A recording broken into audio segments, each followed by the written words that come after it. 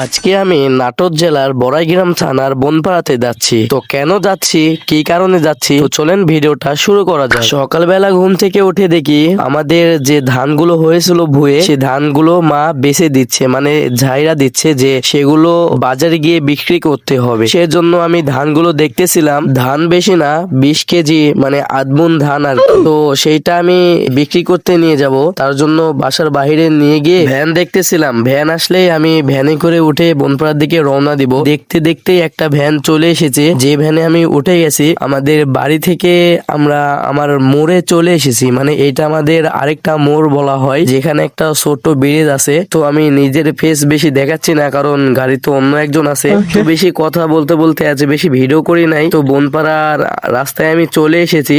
আমি ওপরে দেখাচ্ছি না, কারণ তোমরা দেখতেই পাচ্ছ যে কত মেয়েরা স্কুলে যাচ্ছে। তো সেজন্যই আমি রাস্তার বেশি ভিডিও নিয়ে নাই। এই যে এইটা হচ্ছে ধানের গোডাউন, মানে আমি যেখানে ধানটা বেচলাম, এই যে আমাদের পিছে দেখতে পাচ্ছ। তো আমি বাইরে চলে এসেছি, আমার বিক্রি করা শেষ। এখন আমি একটু বনপাড়ার ভিতরে যাচ্ছি, কারণ আমার দোকান আছে একটা ছোট, দোকানের জন্য কিছু কেনা লাগবে। তো আমি যে দোকান থেকে নিই, ওই যে ওইখানে বড় দোকান, কিন্তু ওইটা এখন বন্ধ, এত সকালে দোকান খোলেনি। তার জন্য আমার এখান থেকে এই জিনিসটা নিতে হবে। মূলত আমি দোকানে বেরি নেব, বেরি বেচার জন্য। তো ভাইকে আমি বললাম বেরি দেওয়ার জন্য, ভাই বেরি দিয়ে দিয়েছে। এ দেখো মানি ব্যাগ আজকে ভর্তি ধান বেচেছি তাই জন্য। তো এটা আমাদের বনপাড়ার বাজার ধরে, যেখানে আমরা কাঁচা বাজার মানে কিনে বাসায় নিয়ে যাই। তো আজকে আমি এটা পুরোটা আপনাদের ঘুরে দেখানোর চেষ্টা করব যতটুকু সম্ভব, না পারলে অন্য কোনো ভিডিওতে ইনশাল্লাহ দেখানোর চেষ্টা করব। অনেক সকাল সকাল এসেছিলাম, তো তার জন্য বেশিরভাগ দোকানই খোলা নেই। তো আমরা আরো ভেতরে যাব আপনাদের আমাদের বনপাড়াটা দেখানোর জন্য। এই সাইডে আরো দোকানপাট খোলে, সবসময় খোলা থাকে প্রতিদিন, শুধুমাত্র শুক্রবার বাদে। শুক্রবারেও খোলা থাকে, সকালে খোলা থাকে, আর বিকাল টাইমে সব বন্ধ। এই যে দেখতে পাচ্ছেন এইদিকে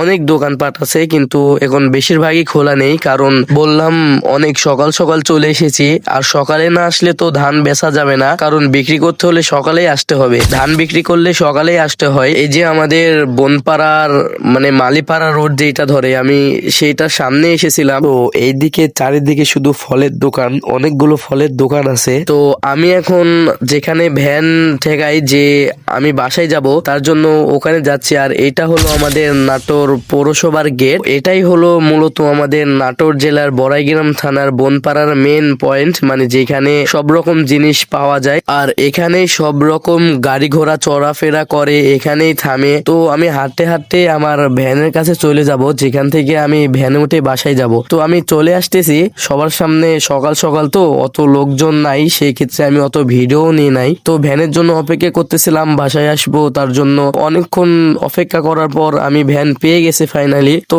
এই যে আমাদের যেখান থেকে আমরা ভ্যানে উঠে বাসায় আসি, সেই রাস্তা হলো এইটা। তো আমি ভ্যানে উঠে গেছি, এখন আমি বাসায় চলে আসবো। এই যে যেখান থেকে দেখতে পাচ্ছেন গরু থেকে আমরা যে দুধ গুলো নিই, সেগুলো এখান থেকে বিক্রি করা শুরু হয়। এই যে ধান এরা এখানে বিক্রি করতেছে, আমিও বিক্রি করছিলাম। আপনারা যদি চান আমার ইউটিউব চ্যানেলটা সাবস্ক্রাইব করে রাখতে পারেন। প্রত্যেক সপ্তাহে একটা করে ভিডিও দেওয়ার চেষ্টা করি। আশা করি ভিডিওগুলো দেখলে অনেক শিক্ষণীয় ভিডিও পাবেন, মজা পাবেন, বিনোদন পাবেন। আমি আমাদের বাহিমালি বাজারে চলে এসেছি। আমার পিছে একটা ছোট ভাই আছিল, সে নানি বাড়ি যাচ্ছে, মানে আমাদের এলাকায় যাচ্ছে। তো তাকে নিয়েও কিছু ভিডিও করলাম। ভিডিও করতে করতে সে বলতেছিল তুমি কবে থেকে ইউটিউবিং শুরু করলে? আমি বললাম এই তো কিছুদিন হলো, তোমরা সাপোর্ট করলে ইনশাল্লাহ আরো বড় হবে আইডিটা। এটা হলো আমাদের গ্রামের রাস্তা। তো পুরোটা ভিডিও নিতে গেলে অনেক দেরি হয়ে যাবে। তো আজকের ভিডিওটা এতটুকুই। কেমন লাগলো কমেন্টে জানাতে ভুলবেন না। তো পরবর্তী ভিডিওতে দেখা হবে ইনশাল্লাহ। আসসালামু আলাইকুম।